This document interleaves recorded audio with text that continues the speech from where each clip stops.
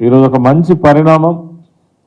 RS Praveen Kumar గారు BRS పార్టీలో చేరడం, వారు గతంలోనే ఒక అంబేద్కర్ వాదిగా, ఒక బహుజన సమాజానికి సేవలు అందించాలనే ఉద్దేశంతో మరి వారి యొక్క ప్రస్థానం ప్రారంభమైనప్పటికీ అనేక ఒత్తిళ్ల వల్ల ఆయన మరి సాగేటువంటి బాటను అడ్డుకోవడంతో మరి బీఆర్ఎస్ పార్టీలో ఉంటే తగినటువంటి న్యాయం చేయవచ్చు. ఇప్పటికే గడిచిన ప్రభుత్వంలో అన్ని వర్గాలకు సేవలు అందించినటువంటి ప్రభుత్వాన్ని భావించి ఒక మేధావిగా మరి బీఆర్ఎస్ పార్టీలో నిన్న చేరడం చాలా సంతోషం, నిజంగా కూడా ఆహ్వానించదగ్గ విషయం.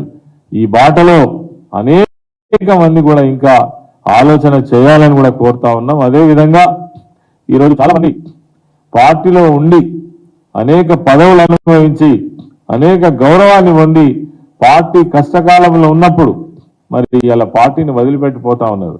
వాళ్ళని చూస్తే ప్రజలు నిజంగా కూడా జాలిపడరు. సమయం వచ్చినాడు వాళ్ళకు కూడా తగిన గుణపాఠం కూడా చెప్తారు. ఎందుకనంటే బీఆర్ఎస్ పార్టీ సాధారణమైన పార్టీ కాదు. తెలంగాణ రాష్ట్రం కోసం పోరాటం చేసి తెలంగాణ రాష్ట్రాన్ని సాధించి 10 సంవత్సరాలలో అన్ని వర్గాలకు మరి మంచి సంక్షేమాన్ని అభివృద్ధిని అందించినటువంటి రాష్ట్రం తెలంగాణ రాష్ట్రం.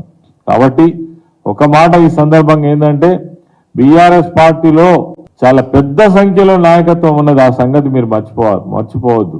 ఏదో బీఆర్ఎస్ పార్టీ కాలవుతుంది కాదు. ఒక్కొక్క నియోజకవర్గంలో మీరు అవకాశం ఇస్తే నలుగురు 5 పోటీ చేసేటువంటి సత్తా కెపాసిటీ ఉన్నటువంటి party BRS party. BRS party ఎన్నటికి కూడా కాలి కాదు. ఇక్కడ కావలసినంత నాయకత్వం ఉంది. స్వార్థం కోసం పోయేటువంటి వాళ్ళను ప్రజలు ఎన్నడూ కూడా క్షమించరని ఈ సందర్భంగా మనవి చేస్తూ